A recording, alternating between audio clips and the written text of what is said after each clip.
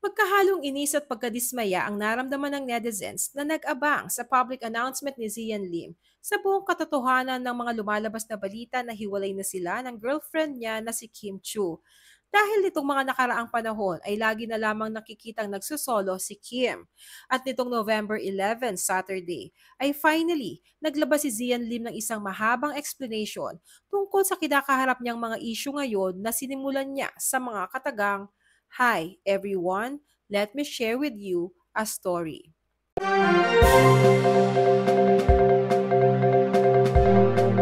Madami ang nag-abang sa announcement ni Zian dahil higit sa lahat ay sa kanya gustong marinig ng fans ang katotohanan tungkol sa hiwalayan issue nila ni Kim Chu.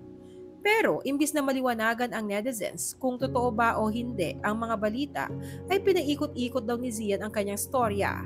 Imbis na sagutin ng yes or no, ang unang ipinaalam ni Zian ay kung ano ang purpose niya sa mundo. At iyon nga daw ay ang maging blessing sa mga tao sa kanyang paligid.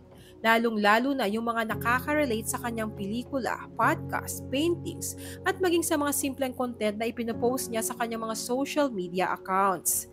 Ani Zian na sa dinami-dami ng mga haka-haka na naglalabasan ngayon, ay hiling niya na maging mapanuri ang bawat isa sa mga paniniwalaan. At sana ay wag na wag idadamay ang kanyang pamilya sa mga isyong kinasasangkutan niya ngayon. Lalo pat mas madaming problema ang mundo na dapat pagtuunan ng atensyon. Leave my family and friends out of this insignificant issue compared to what is happening in the world, our country, or even deep within ourselves. Tila ang tinutukoy na issue ni Zian ay ang kalat na kalat ngayon na di umano ay hiwalay na sila ni Kim Chu. Giit pa ni Zian, bagaman nasa entertainment industry, ay hindi umano siya nandoon para mag-entertain dahil pumasok siya sa showbiz para mag-express, para bigyan ng buhay ang mga karakter na kanyang ginagampanan.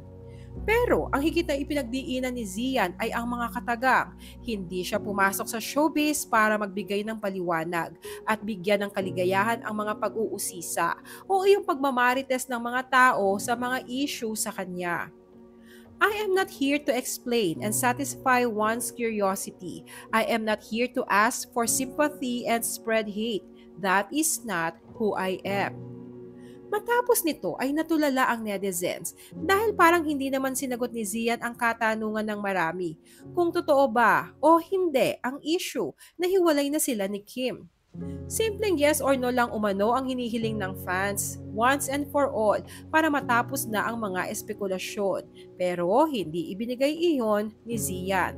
Matatandaang hindi ito ang unang pagkakataong na intriga sina Kim at Zian tungkol sa kanilang relasyon.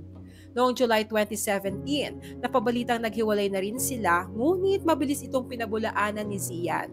Sabi noon ni Zian, "No, it's not true. When I first heard it, sabi ko, saan ang galing yan?"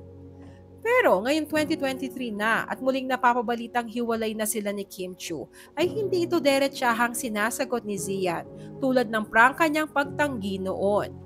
Samantala, kung si Zian Lim ay nagpaligoy-ligoy sa kanyang public announcement, si Kim Chu naman ay derechahang itinanggi ang breakup rumors nila. Sa latest interview ng press kay Kim noong MediaCon ng Linlang, ay sinabi niyang okay sila ni Zian at very strong ang kanilang relasyon. Dagdag pa niya, mapanlin lang ang showbiz pero maayos naman po kami, masaya naman po. Samantala nitong mga nakarang araw ay sunod-sunod naman ang success ni Kim Chu sa kanyang showbiz career dahil bukod sa hit series niyang Linlang na umani ng kaliwat kanang papuri, ay nagwagi rin siya sa magpasikat ng It's Showtime ngayong 2023. Kasama sina Jong Hilario at Ayon Perez, kung saan itinampok nila sa isang pambihirang performance ang responsableng paggamit ng social media. Samantala, narito ang reaksyon mula sa netizens. Wala naman direktang sagot tungkol sa kanila ni Kim. Sana diretso na lang kung sila pa din or wala na. Nobela ang ginawa kesa diretsong sagot. Oo nga, I therefore conclude hiwalay na nga, ayaw lang ilabas. So yun na nga, hiwalay na. Sus, ang dami pang ebas. Wala naman magdedemanda sa inyo kung nag-break kayo kasi wala naman kayong na-violate na law. Showbiz. Daming ligoy eh. In short, hiwalay na nga. Congrats, Kim.